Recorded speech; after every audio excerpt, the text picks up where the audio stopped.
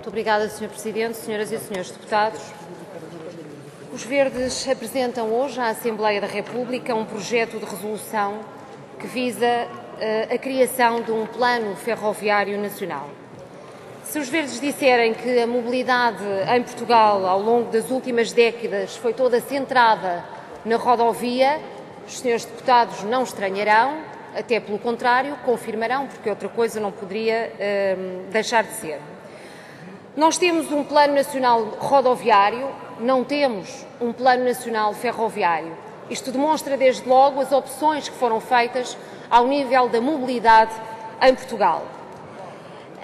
A partir de uma determinada altura começou a ouvir-se alguma alteração discursiva, designadamente dos diversos governos, a propósito desta matéria, procurando dar maior relevância no seu discurso à matéria ferroviária, porque de facto há necessidade em Portugal de alterar o paradigma da mobilidade, mas o certo é que esses discursos nunca bateram com a prática e fundamentalmente com os investimentos e as opções políticas feitas ao nível da mobilidade. Esse paradigma não se alterou também com este governo, pese embora muitos discursos que não passam disso mesmo, de discursos. De resto, foi apresentado um plano estratégico de transportes, talvez melhor dito, um chamado Plano Estratégico de Transportes, que prevê nada mais nada menos do que o encerramento de cerca de 600 km de linha ferroviária em Portugal e que, pasmemo-nos, não tem um único capítulo sobre a ferrovia. Ou seja, as diferentes modalidades de transporte estão divididas e tratadas em diferentes capítulos, exceto a ferrovia. Daqui se conclui, desde logo, a pouca importância que o Governo atribui a esta modalidade de transporte. Também não era preciso irmos a um plano estratégico de transportes, bastava atendermos àquela que é a prática deste Governo de um desrespeito profundo pela ferrovia, mas também pela mobilidade concreta dos cidadãos.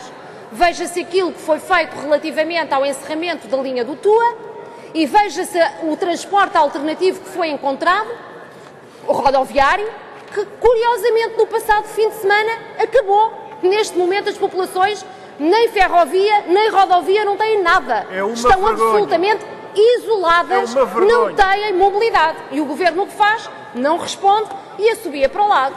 Ou como se não bastasse já termos 3 capitais de distrito em Portugal sem ligação ferroviária, designadamente Viseu, Vila Real e Bragança, e o Governo ainda insiste em descaracterizar a ferrovia de algumas cidades onde essa ferrovia tem uma importância estratégica, designadamente em Setúbal, dando uma machadada na sua ligação ao Algarve, ou em Beja, com a parca ligação que tem à capital do país e designadamente não por via de ligações diretas, porque o Governo fez essa opção, e isto de facto é de uma descaracterização absoluta e de uma fragilização absoluta da mobilidade ferroviária em Portugal.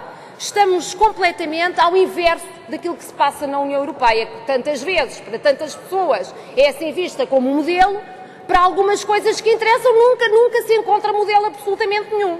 Só para que as senhoras e os senhores deputados tenham uma ideia, com dados de 2006, Portugal tinha 271 metros por 1000 habitantes de rede ferroviária. A média da União Europeia era 398 metros.